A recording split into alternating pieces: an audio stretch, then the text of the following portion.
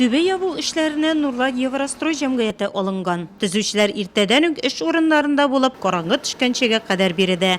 Вакыт белән санашып тормыйлар. Максатлары көннәр аяз торганда түбәне тулысынча ябып бетерү.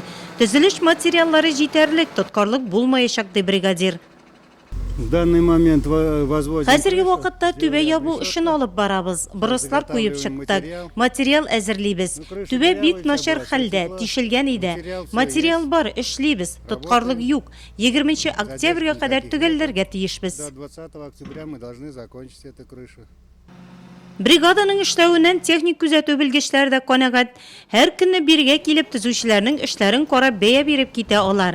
Хезмәт урыннарында техник куркынычсызлык кагыйдәләренең үтәлеше дә игътибар үзәгендә. Кемчелекләр юк, куркынычсызлык кагыйдәләрен үтиләр. Материаллары сыйфатлы. Миннән замечанием юк минем. Моңа кадәр мәдәният йортында капиталь ремонт үткәрелмәгән. Яңгыр яуса түбәдән аккан су бина эченә тулган. Сәхнә костюмнары, декорацияләр юешләнгән. Тамаша залында урындыкларны тамчы таммаган урынга күчереп куя идек ди директор Тәнзилә Әхлетдинова. Бүген биредә барган ремонт эшләренә шатланып.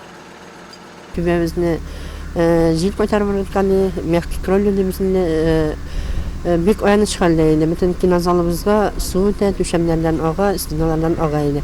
Без инде бүгенге көндә бик шатбыз. Безнең менә түбәбез Алла теләсә инде колай белән ябыла. Бүгенге көндә инде егетләр бригада бик әйбәт эшли. Тырышлар һәр көнне иртә белән алар монда, иртәдән кичкә хәтле караңгы төшкәнчегә кадәр биредә эшлиләр. Бикүлә улы мәдәният йорты 1973 елда сафка бастырылган. Һәм менә шушы еллардан бирле мәдәният учагында бер генә дә капиталь ремонт эшләре үткәрелмәгән. Ә бу ел исә авыл җыенында район җитәкчелегенә авыл халкы нәкъ менә шул мәсьәлә белән мөрәҗәгать иткән. Күп тә үтмәде биредә инде ремонт эшләре башланды. Әмма бу әле бары тик башы гына. Чөнки мәдәният йортында бүгенге көндә аның тәрәзәләренә ремонт эшләре таләп ителә. Тәрәзәләрен алмаштырырга, бинага ремонт соралса да, мәдәният хезмәткәрләре түбә төзекләндерелгәнгә рәхмәтле. Авыл уртасында яңартылган мәктәп бинасы янында озакламый, яңа түбәле мәдәният йортында балкып утырачак. Спектакльләр, әдәби-музыкаль кичәләр, концертлар булганда, хәзер бирегә килеп түшәмнән су таммый торган тамаша залында рәхәтләнеп карарга була.